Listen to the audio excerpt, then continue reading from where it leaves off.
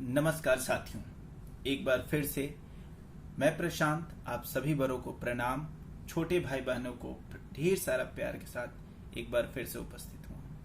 मेरे प्यारे साथियों, जैसा कि हम सभी जानते हैं कि पूरा संसार जहां कोरोना जैसे महामारी से त्राही त्राही कर रहा था और अभी कर रहा भी है, परंतु कहते हैं ना कि कठिनाइयों से मुंह न मोड़ करके कठिनाइयों का सामना करने वाला ही एक सफल इंसान एवं सफल देश की पहचान है, जिसका उदाहरण आज हम भारत देश को आगे बढ़ते हुए परचम लहराते हुए देखते हैं और देख रहे हैं।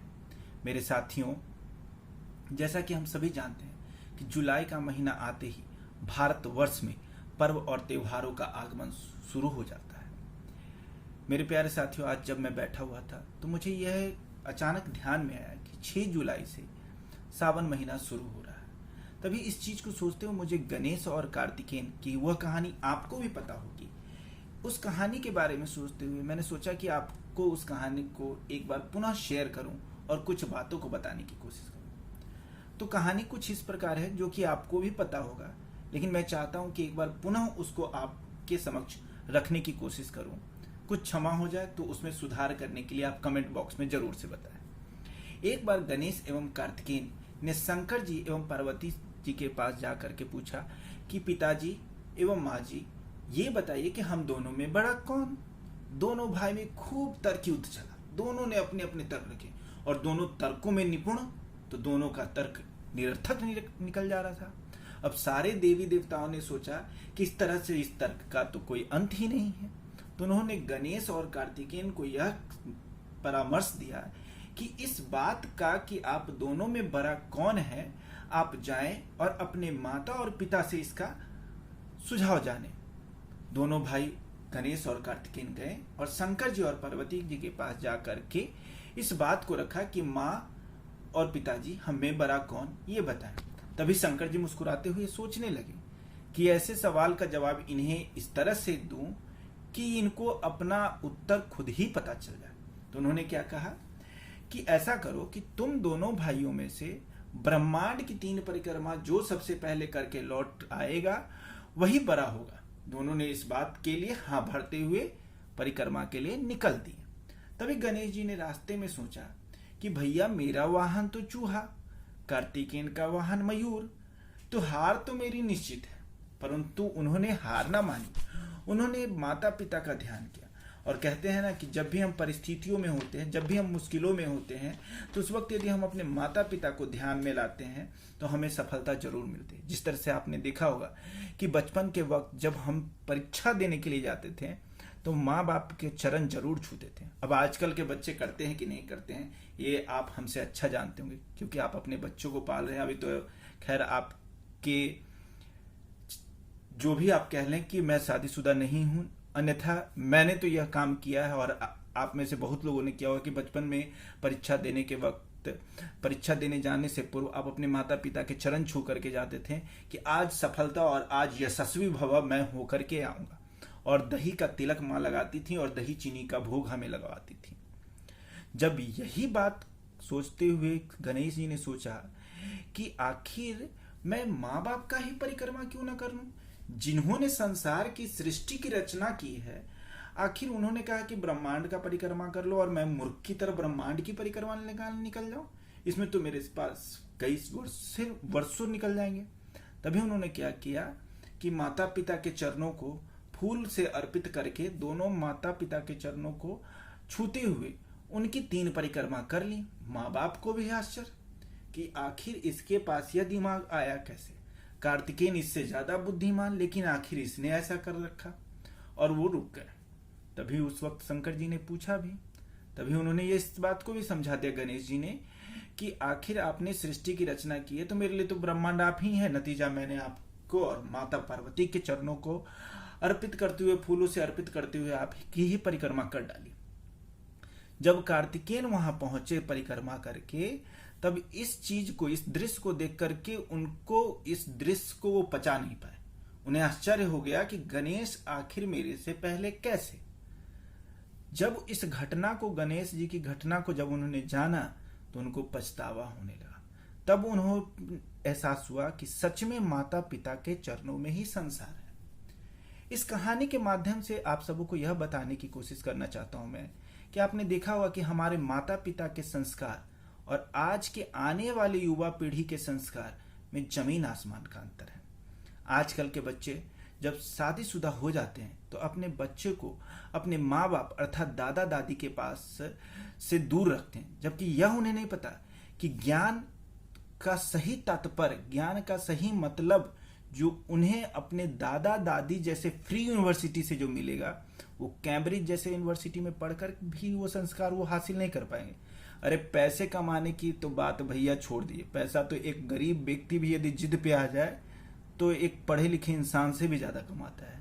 आज आईआईटी से डिग्री लेकर के हम अच्छे अच्छे कंपनी में काम करने के लिए जाते हैं, लेकिन एक गैरेज में काम करने वाला भी अपने 4-10 गैरेज खोल करके उनकी इक्विवेलेंट कमाने लग जाता है। धीरू भाई अंबानी जैसे कि उन्होंने कहीं पढ़ाई नहीं की थी, पैसे तो उन्होंने भी कमा लिए, लेकिन जो उनके अंदर संस्कार थे, आज आप देखिए कि दोनों भाइयों का बड़ा ही एम्पायर है, लेकिन दोनों भाई बिछड़ रखे हैं।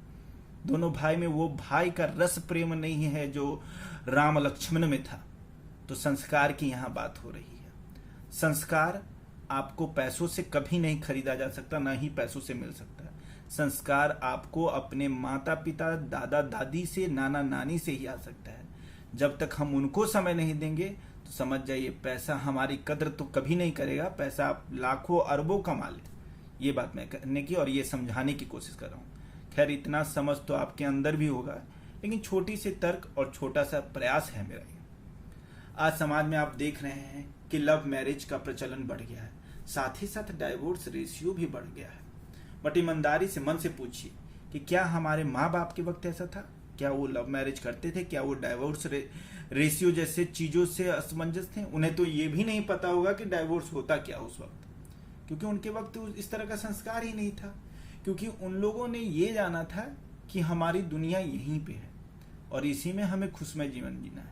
नतीजा उसी का संस्कार पाकर के आज हम इतने पले बढ़े हैं कि इस चीजों को एनालाइज कर पा रहे हैं। बात यह है कि मुझे लव मैरिज और अरेंज मैरिज में ऐसा कोई प्रॉब्लम नहीं, परंतु हमारे गलत कदम से जो हमारे माँ बाप को तकलीफ होती है, हमें उनके सपनों और संस्कारों को जो हम ठेस पहुंचाते हैं, मुझे उससे तकलीफ है। आजकल के माँ बाप अपने बच्चों को और पत्नियों के चलते अपने माँ बाप से दूर रखते हैं, माँ बाप का सम्मान नहीं करते हैं। क्या यही हमारा संस्कार रह गया? आप खुद मन से सोच के देखिए कि आज जो भी हमारे बच्चे हैं, हमारे आने वाली पीढ़ी है, शादीशुदा होने के बाद अपने बच्चों और पत्नियों के चलते अपने माँ बाप का सम्मान नहीं कर पा रहे हैं। क्या ये आपको हृदय से आपको गवारा कर रहा है कि क्या ये करना उचित है? मेरे साथियों, बात यही मैं खत्म नहीं करने जा रहा हूं। आपको कुछ प्रैक्टिकल बातें बताना चाह रहा हूं। करना या ना करना तो आपकी मर्जी है, लेकिन यदि कर लिए 1 महीने भर, तो 1 महीने के अंदर जो आपके और आपके घर में जो परिवर्तन होने जा रहा है, मेरा दावा है कि आप कमेंट बॉक्स में या मुझे कॉल करके सीधा कहेंगे कि तुमने जो बताया था, छोटे भाई, बंधु, बेटा, जो भी कह ले मुझे, कि तुमने जो बताया था, इसके चलते मेरे जो घर में परिवर्तन हुआ है वो एक क्रांतिकारी परिवर्तन हुआ है।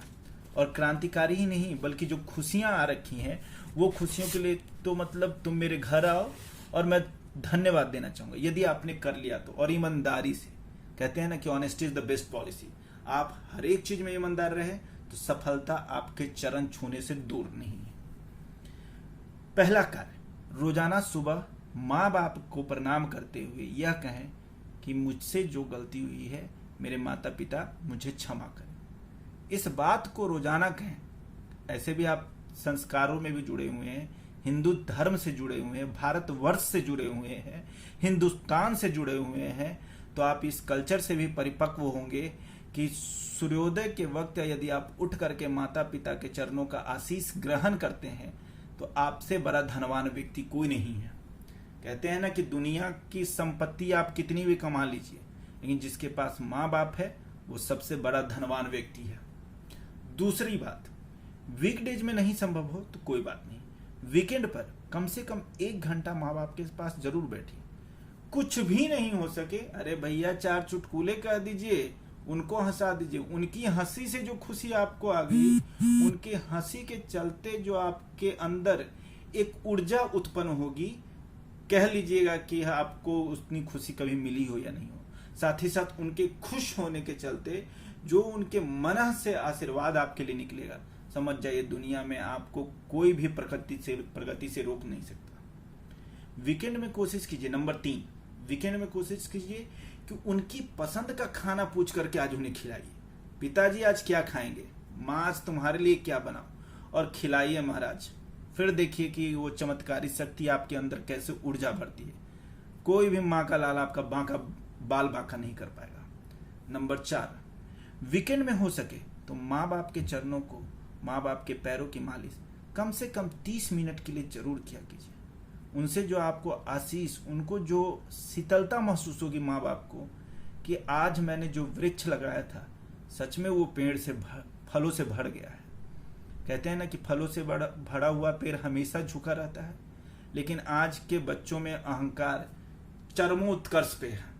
10 पैसे कमाने ना लग गए, 4 विदेश की जगह क्या नहीं घूम लिए कि अपने आप को महाराणा प्रताप, तो दूर की बात, वो तो बहुत अद्भुत व्यक्ति हैं। उनके संस्कार जैसे यदि हो जाए हमारे संस्कार तो बात ही अलग है।